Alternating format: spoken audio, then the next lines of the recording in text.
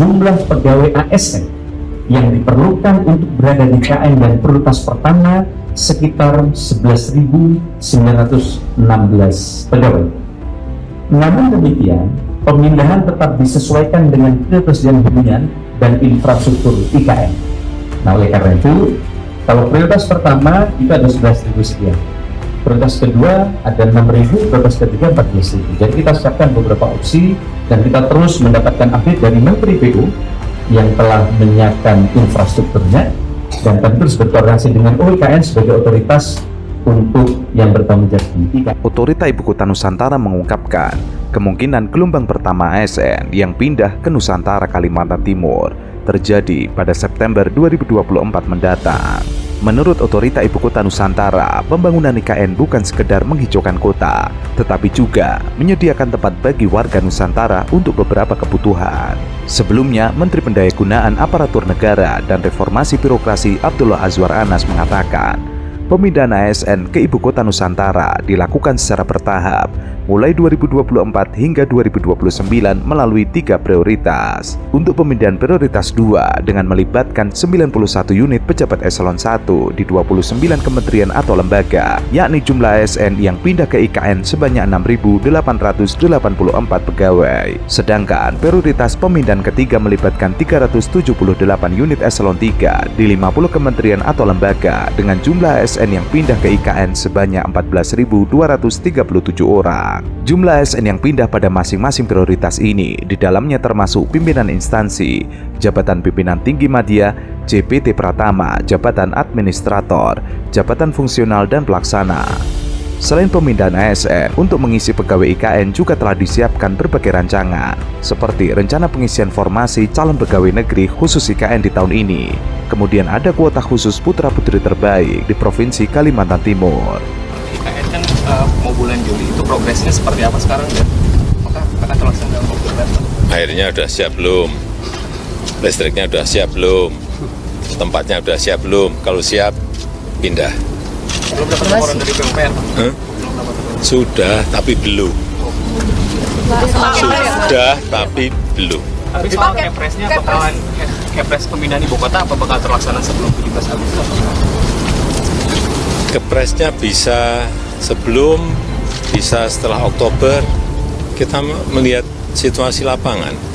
Kita tidak ingin memaksakan sesuatu yang memang belum, jangan dipaksakan. Jujur saya tidak siap karena saya memikirkan anak-anak yang masih kecil. Mohon maaf Pak Presiden, saya tidak siap untuk pindah ke IKN. Sementara itu, Menteri Pendayagunaan Aparatur Negara dan Reformasi Birokrasi Abdullah Azwar Anas, ia mengatakan rencana pemindahan ASN ke IKN secara bertahap mulai Maret, Juli, dan Agustus 2024. Pemindahan ini bergantung pada penyelesaian gedung-gedung pemerintahan dan infrastruktur dasar di IKN Nusantara. Menurutnya, hampir di setiap kementerian ada pejabat yang harus pindah, yang kesiapannya telah direncanakan dengan masing-masing kementerian dan lembaga. Ia telah menjelaskan kepada Presiden, jumlahnya sebanyak 1.800 aparatur sipil negara. Azwar Anas mengatakan ASN tidak perlu khawatir, pembangunan perumahan ASN dan perumahan non-ASN akan difasilitasi oleh pemerintah dengan membuka kesempatan keterlibatan swasta. Saya kira simulasinya nanti yang akan pindah, ini terakhir waktu di sidang kabinet sudah kami laporkan, nanti total 11.000, jadi ada jabatan tinggi media eselon 1 193 dan seterusnya. Dan ini sudah lebih dari yang target 5.000 di awal, karena ini akan mendorong bagaimana sistem yang ada di pemerintahan di pusat ibu kota akan jalan. Sehingga ASN yang akan pindah ke IKN sudah disiapkan rumah dinas, tinggal bawa koper saja. Dan itu di ring 1. Sehingga di ring 1 nanti tidak akan ada perumahan yang landed house, semua dalam bentuk apartemen. Ini menjadi tawaran menarik bagi ASN terutama yang memang menginginkan di lingkungan yang sehat. Karena nanti ini kan kantornya akan share berbagi pakai. Kemudian sistemnya udah digitalisasi. Maka sekarang kami diperintahkan untuk segera membereskan sistem pemerintah berbasis elektronik, di mana ini mengintegrasikan sistem layanan dari seluruh kementerian. Bapak Presiden sedang bekerja keras meminta kami dan para Menko untuk bekerja keras. Nah, sekarang kami sedang mengintegrasikan berbagai layanan, tentu dengan prioritas-prioritas yang memang sedang jadi prioritas untuk segera diselesaikan. Untuk waktu pelaksananya kapan Pak mereka pindah ke 2024 kan? Belum, bukan tahun ya, 2000, karena sekarang kan masih dibangun ya. Dono benar, secara ekonom dia profesional untuk mengatakan bahwa anggaran tidak cukup dan benefit cost analysisnya itu jatuh pada makan siang gratis. Jadi tetap secara policies makan siang gratis itu lebih berguna untuk mengatasi problem jangka pendek daripada IKN yang problem jangka panjang. Kan itu dasarnya tuh. Tetapi yang lebih menarik lagi bukan karena Derajat Djiwandono adalah seorang ekonom, tapi dia adalah pengurus Partai Gerindra. Jadi itu official statement dari Derajat Djiwandono, dan itu artinya Pak Prabowo setuju sebetulnya kan. Jadi kelihatannya Gerindra akan kirim sinyal kuat bahwa tidak semua keinginan Jokowi akan kami puaskan, kira-kira begitu tuh. Ya tentu akan jadi ada friksi itu, apalagi Gibran tentu mendengar itu dia lapor pada bapaknya, Pak itu kata Pak Prabowo untuk yang mau ditulisin makan siang gratis, kira-kira begitu kan kalau kita bayangin Gibran kan. Para ekonom memberikan saran untuk Kabinet Prabowo Gibran prioritaskan anggaran untuk program makan bergizi gratis daripada untuk IKN di Kaltim, bukan tanpa sebab. Hal tersebut dikarenakan penilaian terhadap pembangunan IKN di Kaltim hanya memberikan efek positif kecil daripada pertumbuhan ekonomi di Indonesia. IKN di Kaltim hanya akan mendorong pertumbuhan ekonomi di sekitar Kalimantan, tidak lebih. Untuk itu, program andalan Prabowo Subianto yaitu makan bergizi gratis lebih baik diprioritaskan dibanding pembangunan ibu kota negara. Pembangunan IKN tetap akan berlanjut, tetapi akan dilakukan ala kadarnya. Alasannya, makan bergizi gratis sangat ditunggu-tunggu oleh masyarakat, terutama kelas bawah. Makan siang gratis itulah janji politik dia, dan memang lebih masuk akal untuk menyelesaikan masalah kekurangan nutrisi daripada sekedar ambisi untuk memamerkan IKN.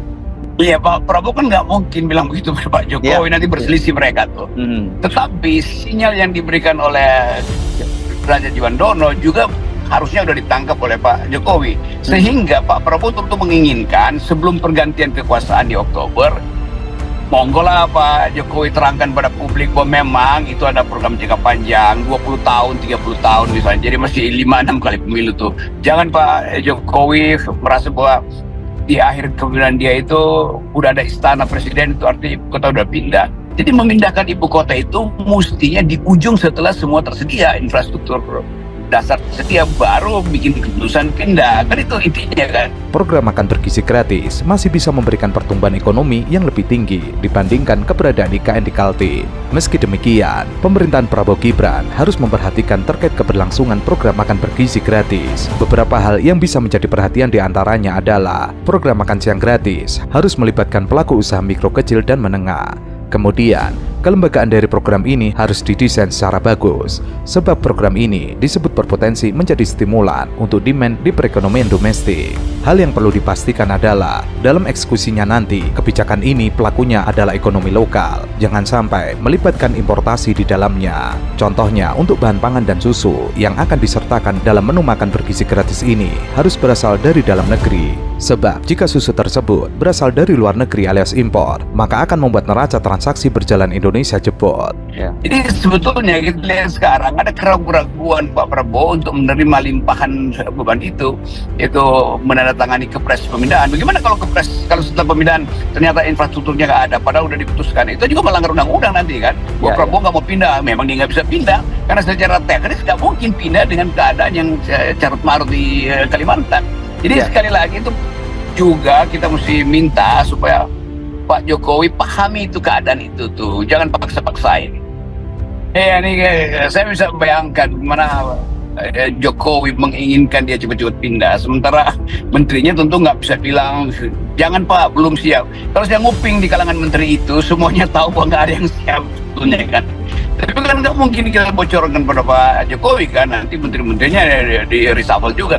Jadi udah dipelihara tingkat kebohongan itu, atau derajat kebohongan tertentu. Demikian juga kebohongan ini kan mulai dari Bahlil. Bahlil kan yang berbohong pertama itu bahwa IKN itu beres nih, Juli Agustus sudah beres itu karena ada investor, nggak ada yang masuk kan. Jadi tetap nih kita mesti terima fakta bahwa Pak Jokowi dikelilingi oleh menteri-menteri yang terpaksa ABS, tuh, asal bapak senang. Itu bahayanya tuh, karena informasi tidak mungkin lagi diucapkan secara jujur. Tetapi saya tahu tuh menteri-menteri itu mengerti sekali bahwa keadaan memang tidak baik tuh. Dan untuk memutuskan upacara bendera itu mereka bahkan menganggap bahwa sebaiknya hujan deras tuh supaya batal upacara bendera tuh di Kalimantan kira-kira tuh, atau mungkin ada gempa bumi di situ supaya bikin di Jakarta aja, kan begitu sebetulnya kan. Program makan bergizi gratis yang menjadi andalan Presiden terpilih Prabowo Subianto akan memakai anggaran pendapatan dan belanja negara 2025. Nilainya yang disepakati pemerintah Kabinet Indonesia Maju dengan pemerintahan selanjutnya, yakni sebesar 71 triliun rupiah. Dulu saat kampanye Pilpres, Prabowo mengatakan program ini bernama Makan Siang Gratis yang ditujukan untuk anak-anak sekolah. Tujuannya untuk mencegah anak stunting. Menurut Menteri Keuangan Sri Mulyani Indrawati, anggaran sebesar itu telah masuk ke dalam rentang postur rancangan APBN atau RAPBN 2025.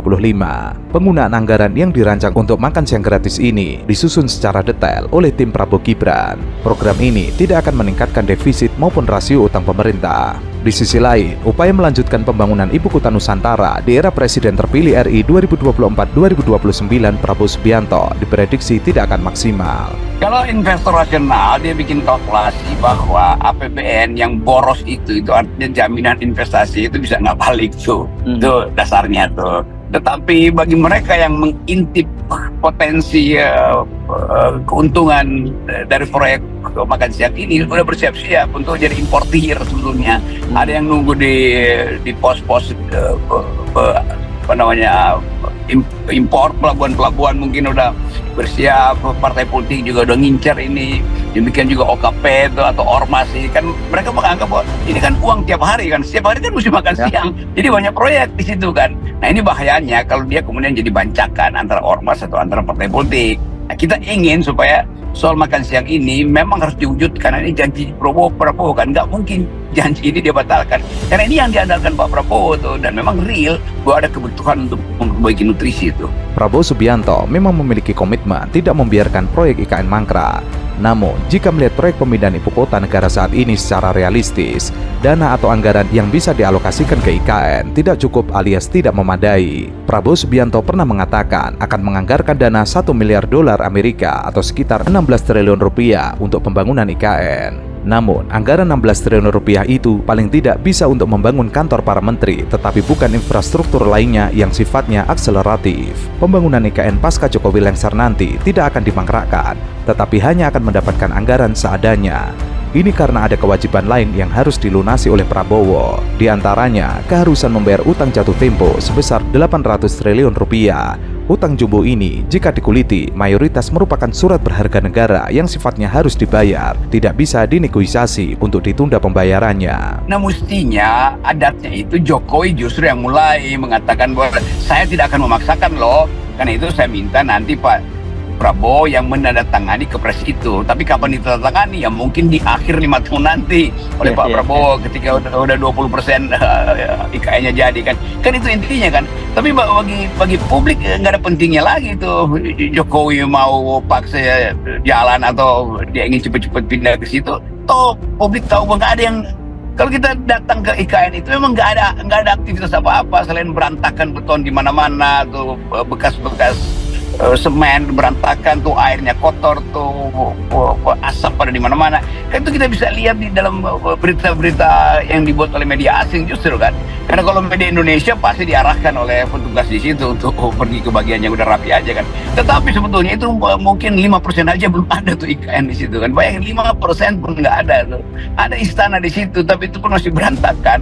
Nah fasilitas penunjangnya sama sekali nggak ada. Jadi memang begitu terjadi kesulitan dalam APBN ya itu proyeknya berhenti. Nah menghentikan ambisi Jokowi itu yang harus kita carikan jalan keluar tuh.